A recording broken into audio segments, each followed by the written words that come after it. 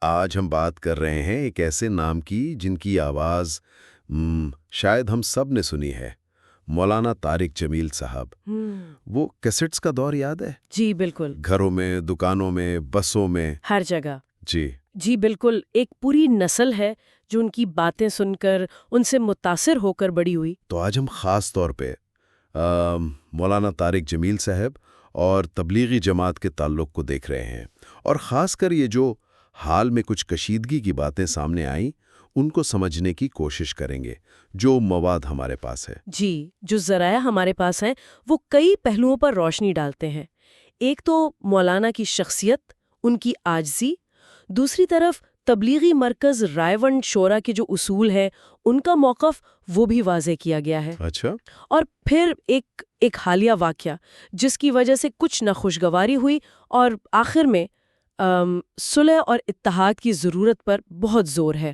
تو مقصد یہی ہے کہ ان مختلف زاویوں کو سامنے لایا جائے اور دیکھا جائے کہ باہمی احترام کتنا ضروری ہے۔ بالکل۔ مواد یہ بتاتا ہے کہ مولانا طارق جمیل صاحب کا اثر، ان کی شہرت، وہ کس حد تک تھی کہ مائیں دعائیں کرتی تھیں کہ اللہ ان کے بیٹے کو طارق جمیل جیسا بنا دے۔ یہ بہت بڑی بات ہے ویسے۔ جی ہاں، واقعی۔ اور اتنی شہرت کے باوجود ذرائع بتاتے ہیں کہ ان میں عاجزی بہت تھی، ہمیشہ اپنے بڑوں کا احترام کیا۔ یہ بات بار بار آتی ہے، یہاں تک کہ جب انہیں بڑے اجتماعات میں، مطلب رائے ونڈ میں بیان کا موقع نہیں بھی ملتا تھا تو کبھی شکایت نہیں کی۔ اچھا، یہ بھی؟ جی، بلکہ وہ خود کہتے تھے، یہ بھی ذرائع میں ہے، کہ مجھے اپنی شہرت سے ڈر لگتا ہے۔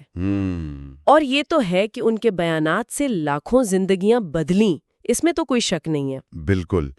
اچھا، دوسری طرف اگر ہم دیکھیں تو تبلیغی مرکز رائے ونڈ کا جو موقف ہے وہ بھی سمجھنا ضروری ہے۔ ان کا پورا نظام مشورے پر چلتا ہے، یہ ان کی بنیاد ہے۔ جی۔ اور اسی اصول کے تحت وہ کیمرے یا ویڈیو کے ذریعے دعوت کے طریقے پر وہ مولانا صاحب سے متفق نہیں ہے، ان کا اپنا ایک نقطہ نظر ہے۔ ٹھیک۔ اور سیاسی جھکاؤ کے حوالے سے بھی کچھ بات ہے؟ جی، ماخذ یہ کہتا ہے کہ مرکز کسی بھی سیاسی جماعت کی طرف، جیسے پی ٹی آئی کا ذکر آیا، اس طرف جھکاؤ کو پسند نہیں کرتا، کیونکہ ان کا کہنا ہے کہ ہماری دعوت تو سب کے لیے ہے، بلا تفریق۔ صحیح۔ تو یہ ان کا اپنا دائرہ کار ہے اور وہ اس پر قائم ہے، اپنی جگہ وہ بھی درست ہیں۔ اچھا، تو یہ جو حالیہ کشیدگی ہوئی، جی، اس کی وجہ کیا بنی؟ مواد کیا کہتا ہے اس بارے میں؟ ذرائع اشارہ کرتے ہیں کہ مبینہ طور پر کچھ افراد کا رویہ مولانا صاحب کو ناگوار گزرا۔ شاید وہ احترام نہیں ملا جس کے وہ عادی تھے یا مستحق سمجھے جاتے تھے۔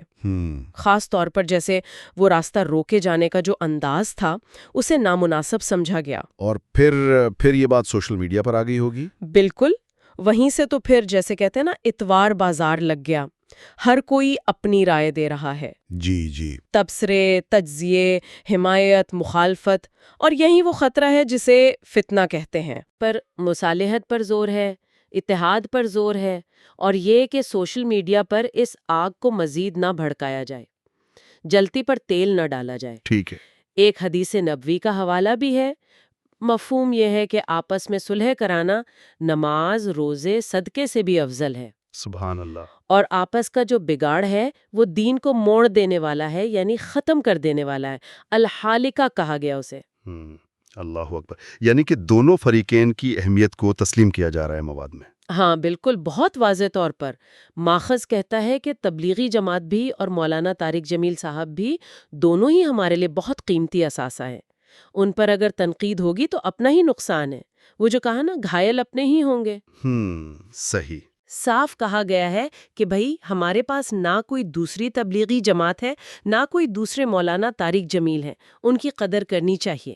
تو خلاصہ یہ نکلا کہ اختلافات ہو سکتے ہیں، نقطہ نظر کا فرق ہو سکتا ہے، لیکن باہمی احترام، جی، سمجھوتا، اور خاص طور پر یہ جو سوشل میڈیا کا محاذ ہے، اس پر منفی پروپیگنڈے سے بچنا، یہ بہت ضروری ہے۔ بالکل، یہی مرکزی پیغام ہے جو ان ذرائع سے ملتا ہے کہ ان قیمتی اثاثوں کو محفوظ رکھا جائے۔ جی، اختلافات کو اندرونی طور پر افہام و تفہیم سے حل کیا جائے۔ جی ہاں، اور عوامی سطح پر ان کو ہوا دینے سے گریز کیا جائے۔ یہ مواد واقعی ہمیں سوچنے پر مجبور کرتا ہے۔ ایک اہم سوال ذہن میں آتا ہے کہ آج کے دور میں جب ہر چیز اتنی جلدی پھیل جاتی ہے، سوشل میڈیا پر آ جاتی ہے، تو کوئی بھی کمیونٹی، کوئی بھی جماعت اپنے قابل قدر لوگوں اور اداروں کے درمیان اگر اختلافات پیدا ہوں تو ان کو کیسے سنبھالے، کیسے حل کریں کہ وسیع پیمانے پر تقسیم نہ ہو اور یہ قیمتی اثاثے محفوظ رہیں؟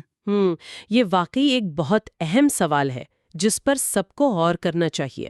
یہ